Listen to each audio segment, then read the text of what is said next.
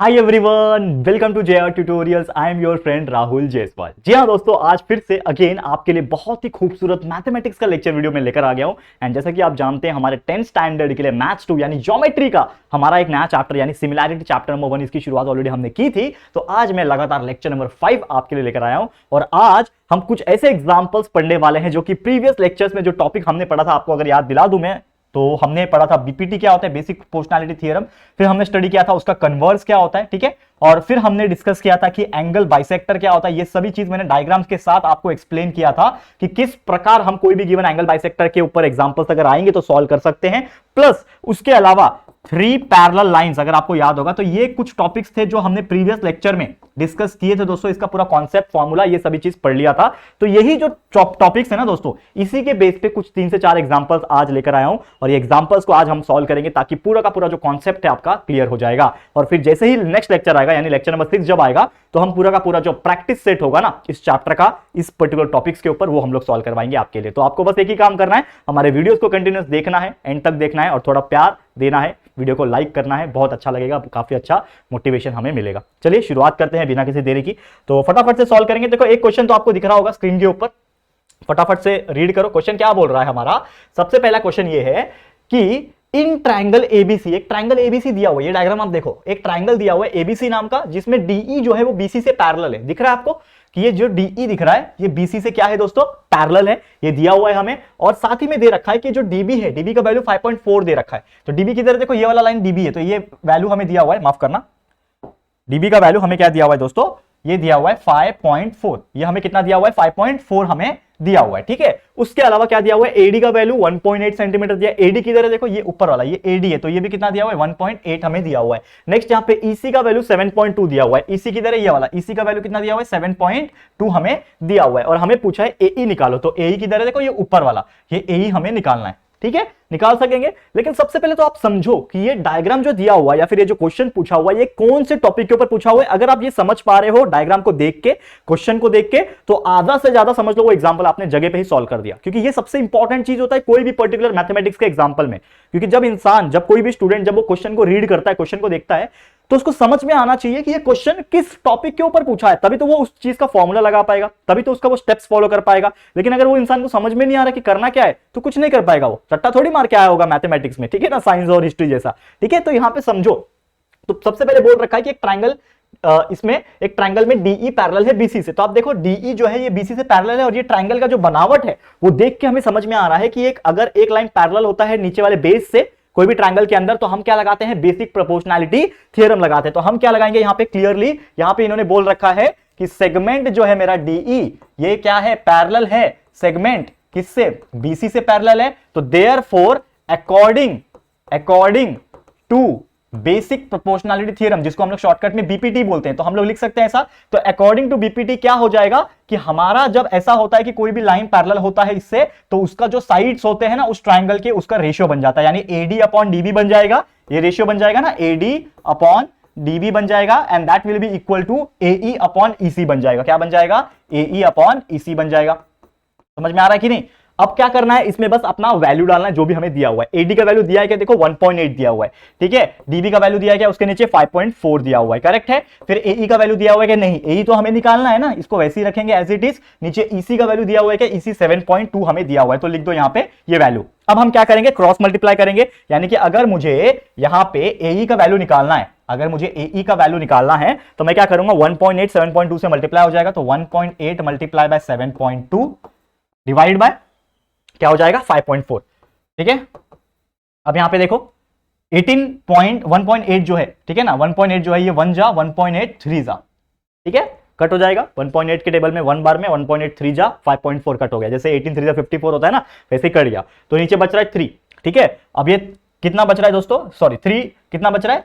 7.2 जो बच रहा है उसको 3 से डिवाइड करना है। तो मुझे बताओ कितना आंसर आएगा? डिवाइड कर लो, डिवाइड कर लो। देखो 3 2 6 होता है, 1 कैरी, 3 4 12 होता है, मतलब हमारा आंसर आ गया 2.4 सेंटीमीटर, ठीक है। ए का वैल्यू कितना आ गया? 2.4। कैसे किया? 7.2 है ना डिवाइड बाय 3, तो 72 अगर होता तो 72 डिवाइड बाय 3 होता 24, लेकिन पॉइंट है तो 2.4 हो गया। समझ में आया? इस प्रकार से हम लोग इसको सॉल्व कर सकते हैं। ये चीज मैंने पढ़ाया हुआ है ना पॉइंट में कैसे आंसर निकालते हैं। तो हमारा एई का वैल्यू आ गया 2.4 सेंटीमीटर, करेक्ट आंसर है। उम्मीद कर रहा हूं कि ये कितना इजी एग्जाम्पल है। सोचो बीपीटी का एग्जाम्पल आता भी एग्जाम में, अक्सर मैंने देखा है कि बीपीटी का थ्योरम पूछेगा या तो उसके ऊपर एक एग्जांपल पूछेगा, तो कितना सिंपल है, 2 मार्क्स आपके हाथ में है, आपको आराम से मार्क्स मिल जाएंगे। ठीक है, चलते हैं नेक्स्ट टॉपिक के ऊपर, जो कि होगा हमारा अगला एग्जांपल। क्या है देखो अगला एग्जांपल, ये भी देखो दिख रहा है, ये डायग्राम देख के मुझे समझ में आ गया। पहले तो ये किसका एग्जांपल होगा, डायग्राम देख के बताओ मुझे किसका एग्जांपल होगा। अरे यार एंगल है, ये एंगल को बाइसेक्ट कर रहा है, तो क्या हो गया, एंगल बाइसेक्टर का एग्जांपल है। करेक्ट है, समझ में आ रहा है। तो क्वेश्चन को पहले समझते हैं। क्वेश्चन बोला है कि एक ट्रायंगल पीक्यूआर है, ठीक है, दे दिया है पीक्यूआर, उसमें सेगमेंट आरएस जो है बाइसेक्ट कर रहा है एंगल आर। देखो यहाँ पे क्लियरली बोल भी रखा है कि सेगमेंट जो आरएस है वो बाइसेक्ट कर रहा है एंगल आर को, मतलब एक एंगल आर है, इसको वो आरएस क्या कर रहा है, बाइसेक्ट कर रहा है। तो जब बाइसेक्ट कर रहा है तो ये एंगल बाइसेक्टर ही हुआ ना। तो इसमें कुछ चीज दे रखा है उन्होंने, पीआर का वैल्यू 15 है, पीआर की तरह देखो ये वैल्यू, इसका वैल्यू 15 है, ठीक है। उसके बाद आरक्यू का वैल्यू 20 है, तो ये वाला लाइन का वैल्यू आरक्यू का वैल्यू 20 है, ठीक है। पीएस का वैल्यू 12 है, पीएस मतलब ये वाला लाइन 12 है, और ये हमें एसक्यू निकालना है, मतलब ये जो है ना ये क्वेश्चन मार्क है, इसका वैल्यू निकालना है। ठीक है, कैसे निकालेंगे, सबसे पहले हमारे पास जो वैल्यू है, क्या बोल रखा है कि सेगमेंट जो है आरएस ये क्या कर रहा है, बाइसेक्ट कर रहा है, segment RS bisect angle are.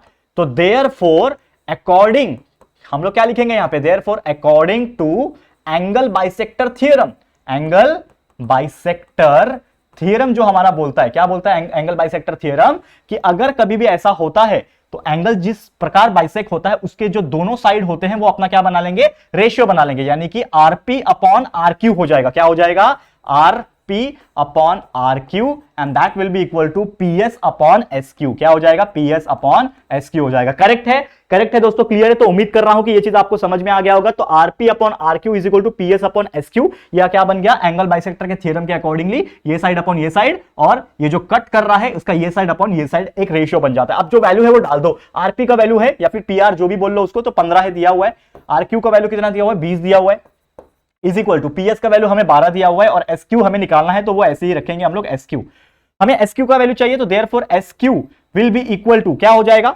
12 multiply by 20 हो जाएगा, ठीक है, 12 मल्टीप्लाई बाय 20, एंड नीचे आ जाएगा उसके 12 मल्टीप्लाई बाय 20, और ये 15 उसके नीचे आ जाएगा 15। सॉल्व कर लेते हैं हम लोग। सबसे पहले 3 के टेबल में 3 5 15 होता है, और 3 4 12 होता है, करेक्ट है। और नीचे 5 बचा तो 5 1 5 होता है, और 5 4 20 होता है, यानी 4 मल्टीप्लाई बाय 4। तो हमारा आंसर फाइनली यहां से मिल जाएगा। तो SQ will be equal to 4 multiply by 4 is 16। कितना हो जाएगा, 4 मल्टीप्लाई बाय 4 इज 16। सेंटीमीटर दिया है कि कहीं पे दिख रहा तो नहीं है, लेकिन अगर नहीं भी दिया होगा तो लिख दो सेंटीमीटर, अगर नहीं दिया है तो सिर्फ 16 लिखोगे तो भी काम चल जाएगा। यानी हमारा फाइनली आंसर जो पूछा था, एसक्यू का वैल्यू हमें निकालना था, करेक्ट है, एसक्यू का वैल्यू हमें निकालना था, तो हमने इसको बिंदास निकाल लिया। क्लियर है। तो उम्मीद कर रहा हूं कि ये चीज, ये क्वेश्चन परफेक्ट आया है, आंसर भी करेक्ट आया है, तो उम्मीद कर रहा हूं आपको समझ में आ गया होगा। और ऐसे ही एग्जांपल्स एंगल बाइसेक्टर के एग्जाम में पूछे जाएंगे, तो आप उसको बिंदास सॉल्व करके दिखा सकते हो। क्लियर है, आगे बढ़े, चलो जाते हैं नेक्स्ट क्वेश्चन की तरफ। चलो नेक्स्ट क्वेश्चन क्या बोल रहा है कि एक फिगर है मेरे पास। अब ये फिगर को देखो, पहले खतरनाक दिख रहा है भाई, वो ट्रेन से जाते हैं तो वो इलेक्ट्रिसिटी वाला टावर दिखता है ना, टावर वैसे कुछ दिख रहा है कि नहीं। लेकिन ये डायग्राम आपको देख के ना तुरंत क्लिक हो जाएगा। अगर आपने प्रीवियस लेक्चर मेरा देखा होगा तो आपको तुरंत समझ में आ जाएगा कि मैं किस बारे में बात कर रहा हूं। तो यहाँ पे डायग्राम आप जब देखोगे तो आपको दिख रहा है यहाँ पे कि यहाँ पे 3 लाइन है, 1 लाइन 2 लाइन, ये 3 लाइन, 3 लाइन दिए हुए हैं, और ये तीनों लाइन आपस में आपको पैरेलल दिख रहे हैं। और क्वेश्चन में भी बोला ये चीज, क्या बोल रहा है कि यहाँ पे बोल रखा है कि AB is parallel to CD and CD is parallel to EF, यानी कि जो मेरा AB है वो CD से पैरेलल है, CD जो है वो EF से पैरेलल है। तो ये क्या हो गया, 3 लाइंस वाला एग्जांपल, याद आ रहा है 3 लाइन का जो थ्योरम मैंने बताया था, 3 पैरेलल लाइन का कंसेप्ट। तो अगर ऐसा होता है और साथ में 2 ट्रांसवर्सल है, यहां पे देख पा रहे हो थोड़ा 2 ट्रांसवर्सल है, तो यहां पे ट्रांसवर्सल की वजह से ये 3 लाइन का थ्योरम फॉलो करेगा। तो सबसे पहले जो वैल्यू दिया है वो लिख दो, AC का वैल्यू 5.4 दिया है, ये वैल्यू कितना दिया है 5.4, दूसरा वैल्यू CE का 9 दिया हुआ है, CE की तरह ये वाला वैल्यू 9 दिया हुआ है। उसके बाद देखो BD दिया हुआ है, BD की तरह देखो ये BD का वैल्यू कितना है 7.5, BD जलाइले BD जलाइले गाना था ना यार, याद आ गया मुझे BD, तो BD 7.5 हो गया, ठीक है। और फाइंड DF निकालना है, मतलब ये वैल्यू क्वेश्चन मार्क है, इसको निकालना है, निकाल सकते हैं ना। क्या है फॉर्मूला, याद आ रहा है, if this condition is given, तो आपको याद होगा हम लोग लिख सकते हैं अकॉर्डिंग, ठीक है, क्या लिख सकते हैं हम लोग, according to 3 parallel line theorem. हमारा क्या बोलता है according to 3 parallel line theorem, कि अगर ऐसा होता है तो 3 पैरेलल लाइन के बीच में जो जो अल्फाबेट्स है या फिर जो भी वैल्यू दिए हुए हैं उसका रेशियो बन जाएगा। यानी कि आप देखो 3 पैरेलल लाइन के हिसाब से ये रेशियो बन जाएगा, AC अपॉन CE बन जाएगा। तो ये बन जाएगा AC upon CE parallel line के अकॉर्डिंगली। देखो पैरेलल लाइन ऐसे है ना, तो ऐसे बन जाएगा, तो AC अपॉन CE बन जाएगा and that will be equal to, वो साइड में क्या है, BD अपॉन DF बन जाएगा। समझ में आ रहा है? बहुत सिंपल है, BD अपॉन DF बन जाएगा। अब इसमें जो भी वैल्यूज अवेलेबल है वो डाल दो। तो AC का वैल्यू हमारे पता है कितना है, 5.4 है। CE का वैल्यू हमें पता है कितना है, 9 है। That will be equal to, BD का वैल्यू अभी अभी हमने लिखा हुआ है वहां पे 7.5 है, और DF का वैल्यू निकालना है तो DF ऐसे का वैसे ही रहेगा। ठीक है, अब इसको सॉल्व करना है हम लोग को, तो क्या करना है, DF निकालना है। तो therefore DF will be equal to क्या हो जाएगा, ये 7.5 मल्टीप्लाई बाय 9 हो जाएगा।